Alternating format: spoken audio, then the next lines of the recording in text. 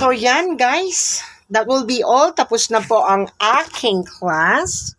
Ngayon naman ay tayo ay kakain na. Siyempre, kahit diet-diet tayo, kailangan kain-kain din tayo. Kung hindi, maloloka ako pag hindi ako kumain. So, shit, ang hirap naman isarado nito. Tara na, let's go. Sama na kayo sa amin.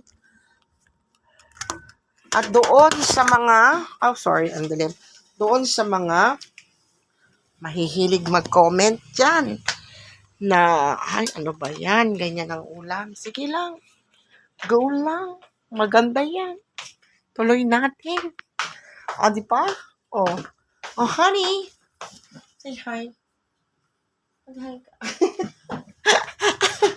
Fernando Po Jr. Sabi ko, kain-kain muna tayo. At ito po ang aming ulam. Hindi ko siya nalilipat. Adobo. Okay? So, kakain muna kami. At hindi ko na kayo isasama dahil baka mamatay lang kayo sa inggit. Goodbye!